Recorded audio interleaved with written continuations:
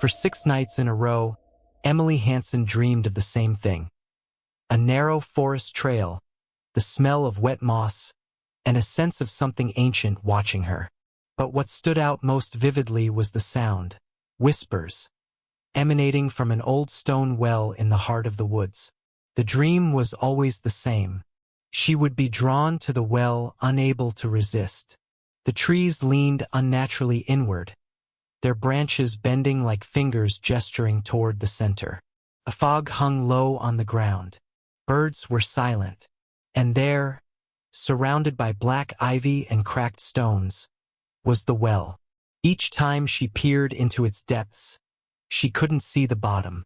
But something was always there, whispering, always whispering. And every time, just before she woke up, she heard a single phrase, one that filled her with dread despite not understanding its meaning. "You were promised to us." Emily, 29, had recently moved back to her hometown of Redwater, Oregon. Her mother had passed suddenly.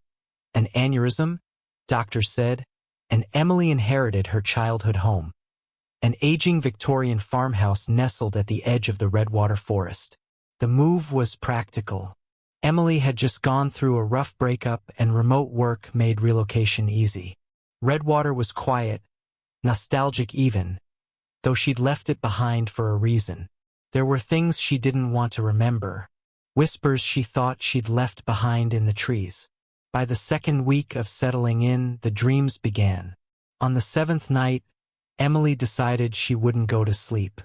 She drank coffee at 11 p.m., turned on every light, and busied herself with cleaning. But sometime around 2 a.m., exhaustion pulled her under, and the dream returned. Only this time it was different. She didn't just see the forest and the well. She felt it. The ground beneath her feet was cold. The air smelled damp and real. And when she reached the well, she didn't look down. Instead, something reached up. A pale hand, slick with black mud, grasped the rim of the well. Emily woke up screaming. Her sheets were damp with sweat and something else. On the hem of her nightgown was a smear of black dirt. It reeked of sulfur. Childhood, but it had long since become overgrown. It took her nearly 2 hours of pushing through brambles and ducking under low branches before she found it. The same moss-covered path from her dream. She followed it with a growing sense of dread. Eventually, the trees opened up into a small clearing. And there it was, the well. Just like in her dreams. The stone structure was real, cracked, covered in ivy. A low fog clung to the ground despite the warm day. As she stepped closer, something buzzed in her ears, like static, rising in intensity the nearer she came to the well. She peered in. Darkness, bottomless, and then a whisper, faint, sinister. "We remember you, Emily." That night, she tore the attic apart. Her mother's belongings were scattered, most untouched since Emily's childhood. In a cedar chest, beneath old quilts and a faded wedding dress, she found a leather-bound journal. It belonged to her grandmother, Margaret Hansen. Inside were entries that chilled her. Notes about the pact, about dreams that bled into waking life, about the thing in the well. One passage stood out. Emily was born during the blood moon. I fear the pact must be paid again. The forest dreams have returned to her, just like they did to me. Another read. The whisper in the well isn't a metaphor. It's a voice. It's waiting. It's always waiting. For blood. For promise. For Emily. Desperate for answers, Emily sought out someone she hadn't seen in over a decade. Lena Maris, her childhood friend who lived a few houses down. Lena had always been sensitive, even psychic, according to some. She found Lena in a dilapidated cottage, still in Redwater. The years hadn't been kind to her. Her eyes were sunken, her demeanor fragile. When Emily told her about the dreams, Lena didn't look surprised. "You don't remember the game, do you?" Lena asked quietly. "What game?" "The one we played when we were 8. The one where we dared each other to throw a stone into the well. Only you didn't throw a stone. Emily's blood ran cold. She had no memory of this. You threw your doll in and said something. You made a wish. Lena trembled. You wished your mom would go away. Pieces clicked into place. Her mother had fallen ill just a few months later, never diagnosed with anything clear. She faded for 20 years before suddenly dying. Was it coincidence or something darker? Emily reread the journal.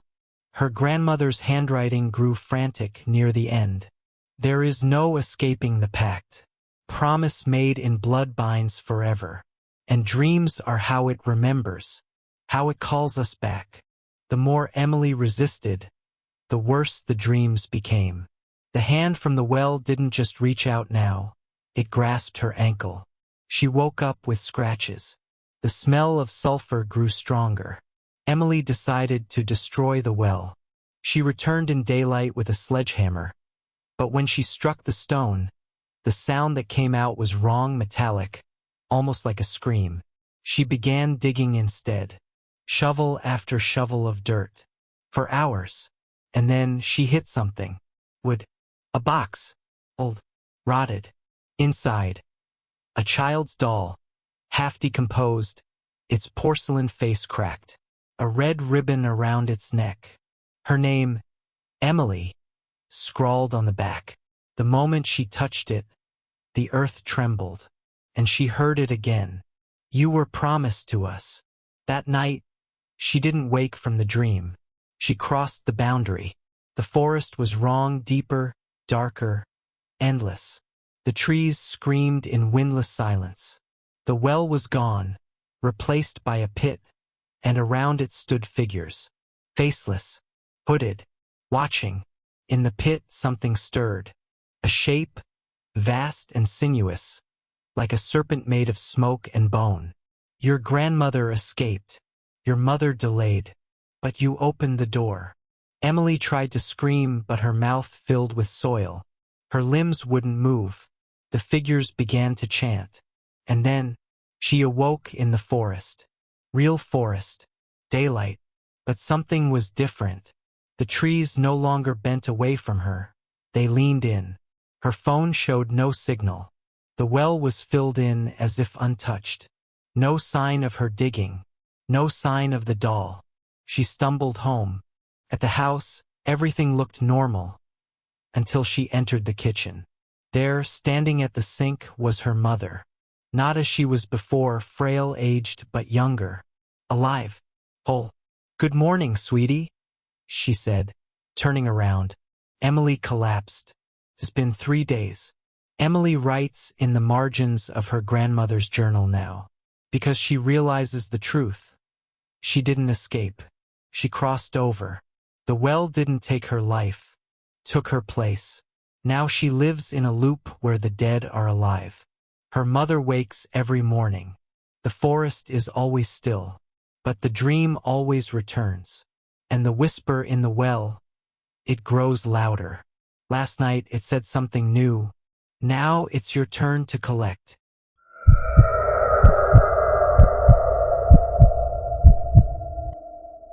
For months, Thomas Vale had been having the same kind of dream, only not like most people. His dreams didn't start at the beginning. Instead, they played out backward, like watching a memory rewinding on an old VHS tape. The end always came first, and he would be pulled in reverse, event by event, until it all concluded with one consistent image. A house made of mirrors. The mirror house. It was never the same path through the dream, but always the same destination. A crumbling estate lined with reflective surfaces, some cracked, others gleaming like silver blades.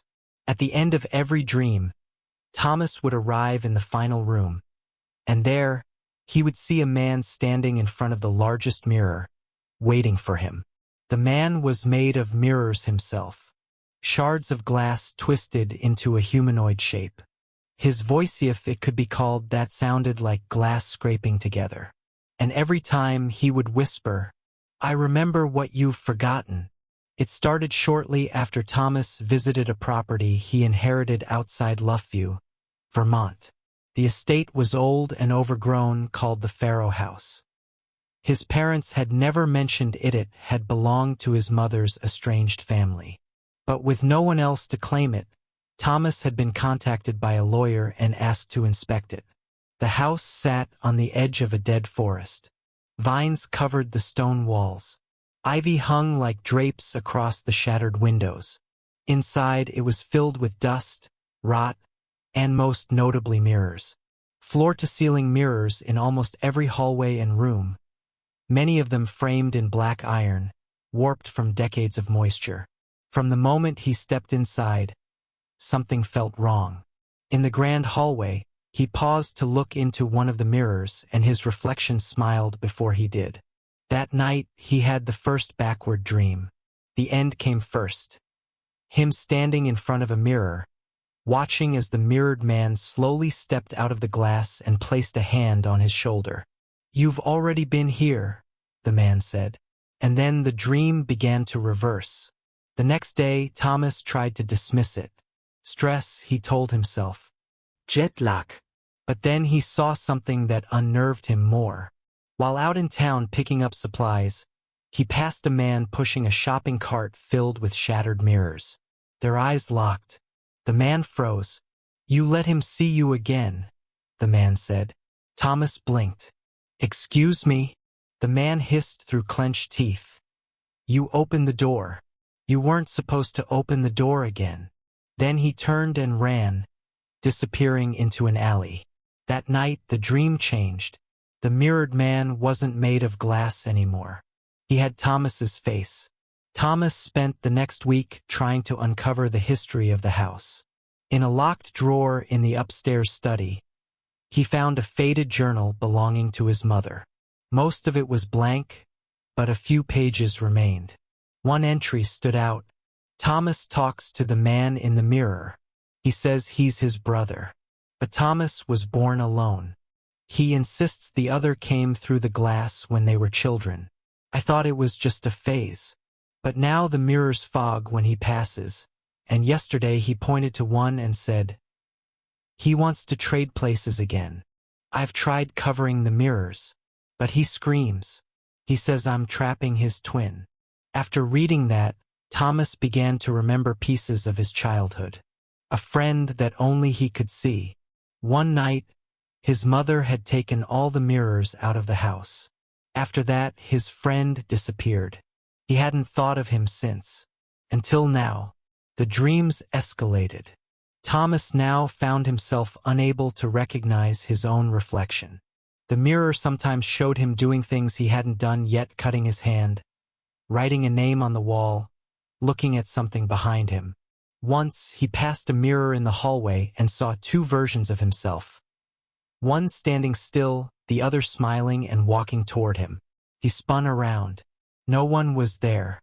Desperate, Thomas invited his ex-girlfriend Sophie to visit, someone who had once been close to him and who he trusted with the truth. Sophie arrived and said something strange the moment she entered the house. "It feels like I've been here before." He nodded. "I know. I've been dreaming this." She laughed, until she walked into the nursery upstairs and stopped. There, in the corner, was an antique mirror. And in the reflection, a version of her, bleeding, mouth open, screaming. She turned to Thomas. "What is that?" He didn't answer, because in the reflection wasn't there at all. That night, Thomas smashed every mirror in the house. He shattered them with a hammer, shards raining down like glass rain. All except one, the nursery mirror. It wouldn't crack. Instead, it rippled. And Thomas saw himself as a child crying and placing his hand on the glass.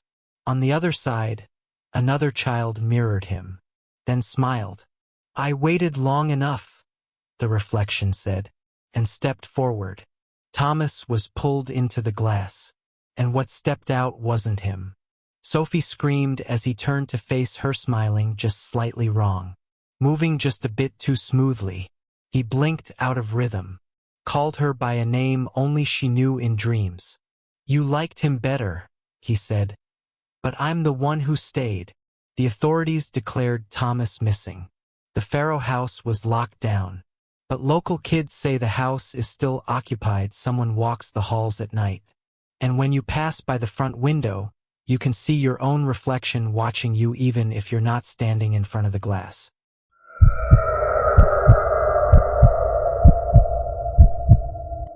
For 3 months straight, Caleb Wu dreamed of a girl buried under the roses.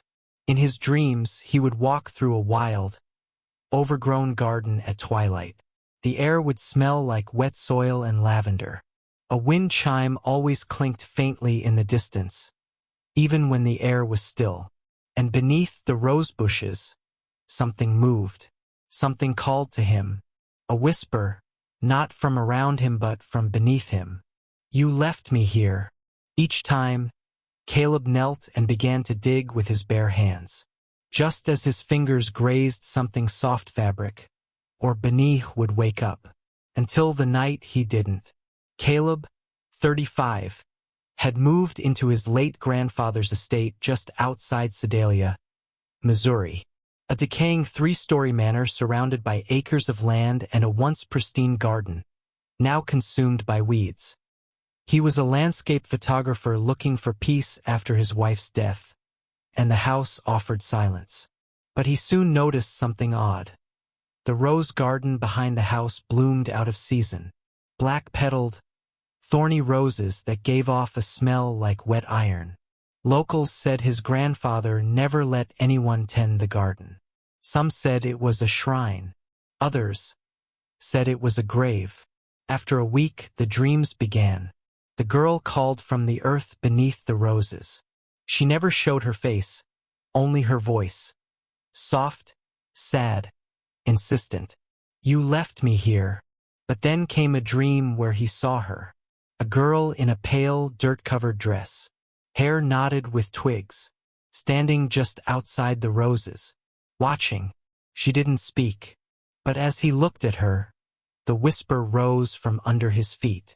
He was hearing her voice, but it wasn't coming from her mouth. Disturbed, Caleb searched the attic. In a cedar trunk beneath faded linens and old uniforms, he found a box marked E. Wu. Inside, black and white photographs of a little girl standing in the garden. One photo showed her smiling next to someone who looked just like Caleb as a boy, though he had no memory of it. A crumpled letter rested at the bottom of the box. They called her imaginary, but I saw her. I know what I saw. She didn't come from this world. I built the root cellar to keep her out, but it didn't work. She's still here. The letter was signed, Elijah Wu, Caleb's uncle, who had died as a child. Soon, Caleb began waking up with dirt beneath his fingernails. He began locking his bedroom door, but each morning it was ajar. The smell of the roses drifted through the walls. And one night, he caught movement in the garden at midnight, a child darting between bushes. He set up trail cams. The footage was corrupted, but in one frame, a face appeared close to the lens.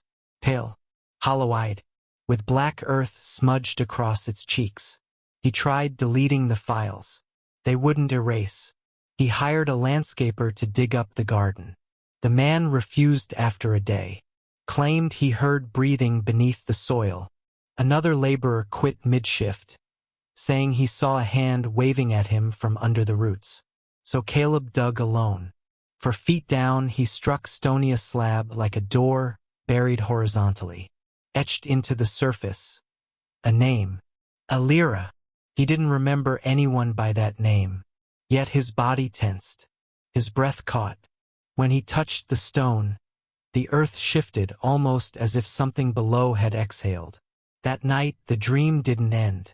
In the dream, Caleb stood not in the garden but beneath it. A tunnel of roots and bone led to a circular chamber. Alira was waiting there. You finally found it, she said. She led him deeper. The garden above them pulsed, alive. You left me here when you made the wish, she whispered. You traded memory for freedom. But now it's time to remember. He asked her what she was. She didn't answer. She only smiled and said, "I am what grows in the cracks between the dead." The next day, he visited his great-aunt, only living relative from his grandfather's time. She grew pale when he mentioned the name Elira.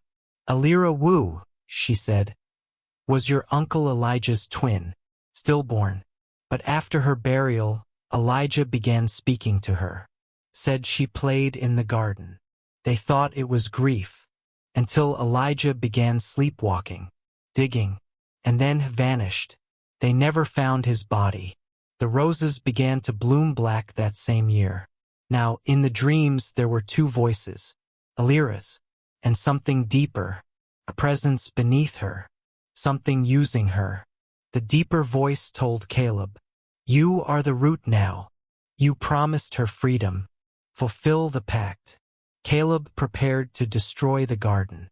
He poured gasoline around the roses, struck a match, and then heard a child scream. He turned to see Elira standing, crying, holding a doll. "She's coming," she said. "You woke her up." Then the earth split open. Roots erupted. Thorns lashed out. The sky flickered black. They found Caleb's body the next morning in the garden, alive but unresponsive. He had no memory of who he was. No ID. No injuries. Just dirt under his nails and petals in his mouth. When he was placed in a hospital bed, he began whispering in his sleep, "She's almost out. She just needs to bloom." The manor was sold. The garden was paved over. But every few weeks, a single black rose grows through the concrete. No matter how often it's cut, it returns. And some say if you listen closely at night near the back fence, you'll hear a girl's voice whisper, "You left me here."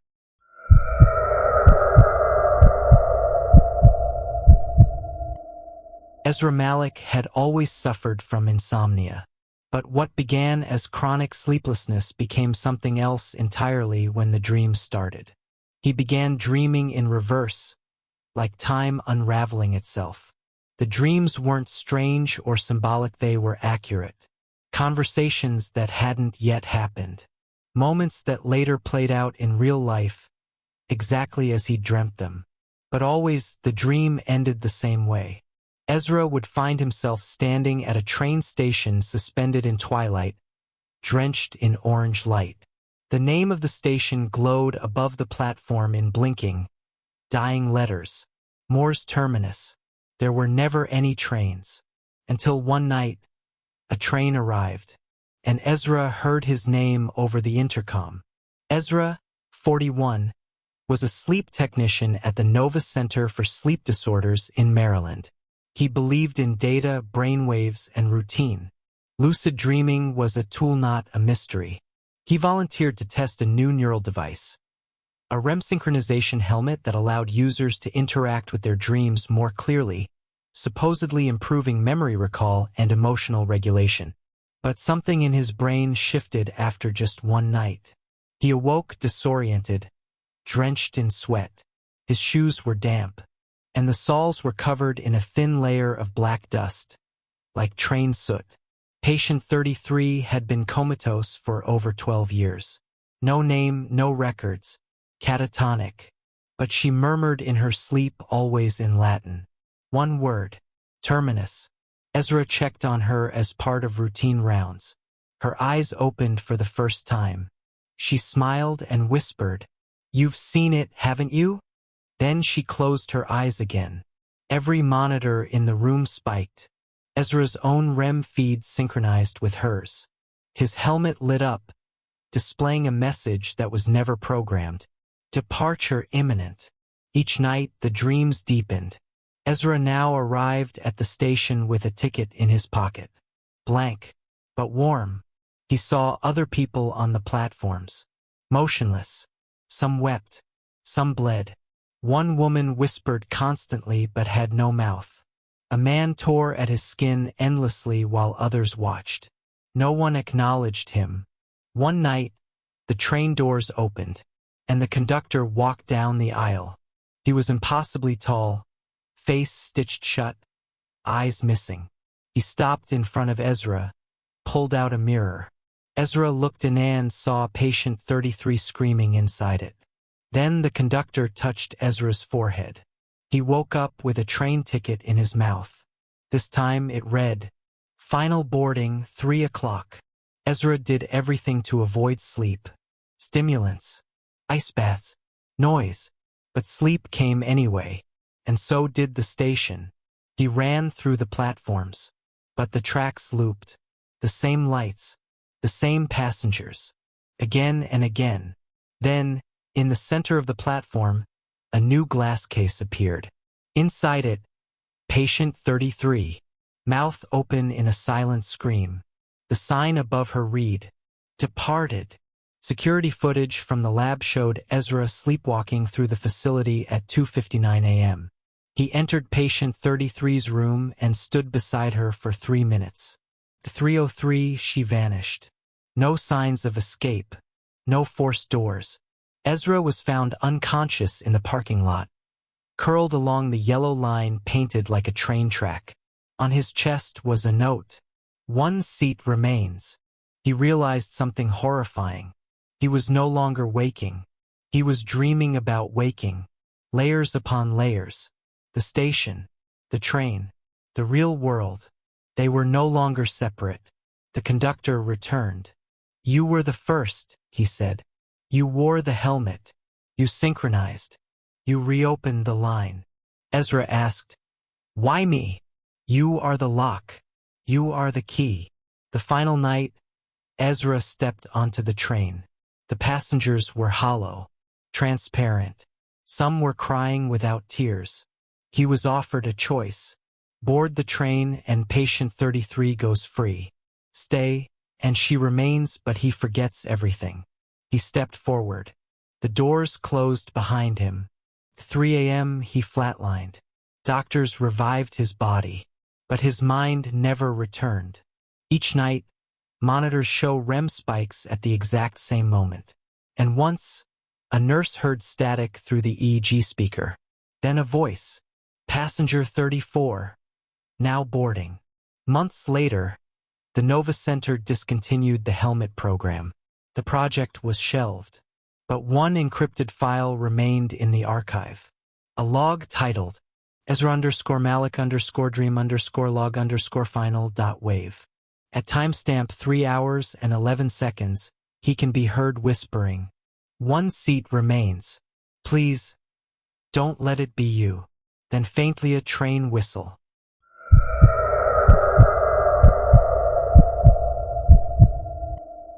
Michael Tran's dreams were no longer his own. At first, he thought he was just having vivid nightmares. But these dreams were organized, structured like events. In them, he sat in a dark theater with no walls. The chairs stretched endlessly in all directions, and all around him sat other dreamers. None spoke. None moved. On the stage, a masked figure in crimson robes called out items for bid. But the items weren't objects. They were dreams. Some beautiful first kisses, lost childhoods, moments of peace. Others horrific drownings, murders, suffocations. The beautiful ones were bid on. The horrific ones were assigned. And Michael began to notice something more terrifying. Sometimes the dreams featured people he knew. Michael, 32, worked as a freelance software engineer in Denver. He lived alone, lived clean, and kept his schedule tight. After a biking accident left him concussed for a week, his sleep changed.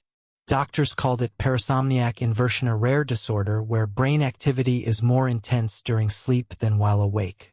But Michael experienced something more specific. He dreamed of things, and days later they happened. A coworker crying in the stairwell, a conversation with a barista, a child tripping in a crosswalk, and then came the dreams of the auction. Each time, the crimson-robed figure read from a parchment scroll, naming dream fragments, listing them, selling them. One night, Michael looked at the parchment on stage. His name was on it. Michael Tran Fragment. Sorrow Loop. The masked figure spoke. Opening bid. Strong emotional response. Bidders ready. Michael tried to scream, tried to wake up, but the theater around him leaned in. Shadows hissed, and then, sold. He awoke with tears streaming down his face. No memory of what had made him so sad. Just the lingering word, sold. Soon, the people he'd seen on the auction list began suffering in real life. A neighbor, Ms. Ricci, developed severe sleep paralysis and died in her sleep. A former classmate he hadn't seen in years was found muttering nonsense about his childhood being harvested. Michael started keeping a journal. He wrote down names, dream fragments, phrases. They always came true. He was no longer dreaming. He was witnessing a system. Desperate for answers, he discovered an obscure corner of the Interneta thread titled, "I was a dream broker. Ask me anything." The poster, using the handle REM0, described a hidden system untraceable market where entities purchased and exchanged dreams as commodities. Each dream contained emotional energy. Each dreamer was a source. Michael messaged him privately. They find fractured minds trauma victims, comatose patients, anyone neurologically open. You're synced now. That means your dreams are part of the system, and you're appearing on the ledger. Once you show up 3 times, you're no longer a witness.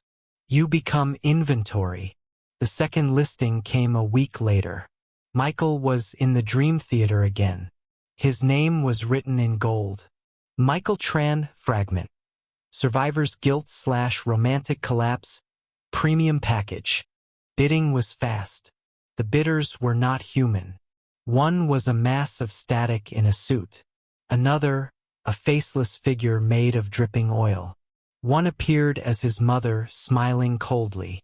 He tried to bid on himself. The auctioneer laughed. You cannot own what you are. In waking life, Michael's behavior changed. He forgot things. Time lost meaning. He stopped recognizing people, once mistaking his coworker for a stranger in his own apartment. Then, one morning, he woke up to find a card on his desk. A bidding slip. The back read, "Final auction approaches. One question allowed." He reached out to REM0 again. "There's one chance to escape," REM0 wrote. "Offer the auction something they don't understand. Something they can't bid on. Offer them the impossible." The final dream was different. Michael stood center stage. Spotlights burned. All bidders were silent. He raised his hand and said, "I offer a dream of your own extinction." The theater shook. None had ever imagined their own end. The crimson figure approached, trembling. "You cannot auction what we don't own." Michael said, "That's the point." He shattered the parchment. The walls of the theater collapsed. Michael woke up screaming. But he was whole. The auction ended. The tickets stopped arriving. The dreams faded into silence. Until one day a letter arrived in the mail. No return address. Inside, a bidding slip. Lot 497. Fear of return. Opening bid. Unlimited. If you've had dreams that feel too structured, if your nightmares feel bought, check your mail. Check your mirror. Check who's really dreaming. You might already be on the list.